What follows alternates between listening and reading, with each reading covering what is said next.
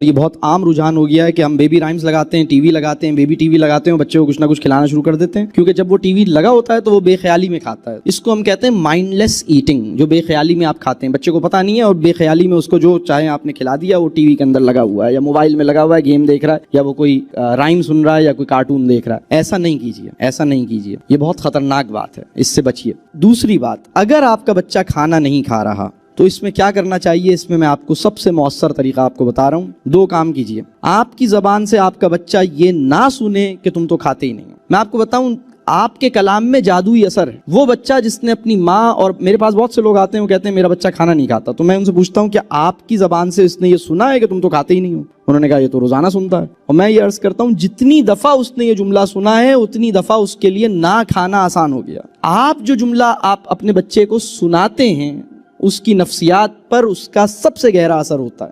آپ یہ جملہ نہیں بولیں، وہ نہیں کھا رہا، آپ کہیے ٹھیک ہے آپ نے نہیں کھانا، کوئی بات نہیں۔ ایک کام یہ کیجئے کہ آپ یہ جملہ نہیں بولیے کہ تم نہیں کھاتے، تم نہیں کھاتے، تم نہیں کھاتے، یہ جملہ آپ نہیں بولیے، بلکہ اگر آپ کا بچہ آپ کی بات نہیں سنتا تو یہ جملہ نہیں بولیے تم تو سنتے ہی نہیں، تم تو سنتے ہی نہیں، تم تو مانتے ہی نہیں، تم تو مانتے ہی نہیں۔ جتنی دفعہ یہ جملہ سنے گا تم نہیں مانتے، اتنا ہی نہ ماننے کا رجحان اس کے اندر پیدا ہوگا۔ یہ نفسیاتی مسئلہ ہے، اس کو سمجھنے کی ضرورت ہے۔ دوسرا کام آپ یہ کیجئے، اگر وہ کھانا نہیں کھا رہا تو اس کا سب سے آسان طریقہ یہ ہے کہ کھانا مت دیجیے، اسے کہیے کوئی بات نہیں، سبحان اللہ، پانی پی لو، کوئی بات نہیں۔ اس کا علاج یہ نہیں ہے کہ تم کھانا نہیں کھا رہے تو چلو فرینچ فرائز منگوا لیتا ہوں، تم کھانا نہیں کھا رہے تو نوڈل بنا دیتا ہوں۔ یہ نوڈل اور فرینچ فرائز کے چکر سے بچیے، بلکہ آپ اسے کہیے سبحان اللہ، یہ تو میرا بچہ 4 سال کی عمر میں اولیاء کی سنت پہ عمل کر رہا ہے۔ میرے ایک بزرگ ہیں، وہ فرماتے ہیں کہ کوئی ولی نہیں بنا جب تک اس نے فاقے کا تجربہ نہیں کیا۔ تو یہ تو اولیاء کی سننا، آپ کا بچہ مطلب کوئی بہت بڑا کام کرنے کی اس کو تیاری ہو رہی ہے۔ ٹالرنس فار ہنگر بڑے آدمی کی نشانی ہے، کسی بھی معاشرے کا، چاہے مسلم معاشرہ ہو چاہے کافروں کا معاشرہ ہو۔ بڑا آدمی کسی بھی معاشرے کا وہ ہوتا ہے جس کے اندر ٹالرنس فار ہنگر اور ٹالرنس فار پین موجود ہوتا ہے۔ ہمارا پرابلم یہ ہے کہ ابھی سر میں درد کا خطرہ دیکھتے ہوئے پیناڈول پھانک لی، اور بھوک لگنے کا امکان دیکھتے ہوئے ہلکی پھلکی بھوک میں ہلکا پھلکا ٹک پھانکنا شروع کر دیا۔ یہ ہمارے پرابلمز ہیں، ہماری عقل کا مسئلہ ہے۔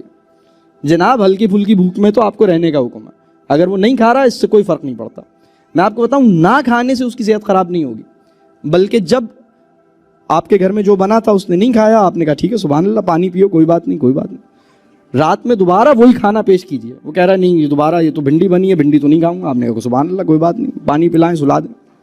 صبح اٹھ کے پھر دوبارہ بھنڈی دیجیے اسے، اور بھنڈی ماسی کو مت دیجیے، اب یہ بیٹے کو ہی دیں گے۔ سچی بات یہ ہے، وہ بچہ جو کھانے کو ریفیوز کر رہا ہے، یہ بات ہمارے وطن کے ایک بہت بڑے پیٹس کے ڈاکٹر ہیں، انہوں نے یہ بات بیان کی۔ انہوں نے کہا کہ وہ بچہ جو کھانے کو ریجیکٹ کرتا ہے، یہ اس بات کا انڈیکیٹر ہے کہ اسے سچی بھوک ابھی نہیں لگی ہے۔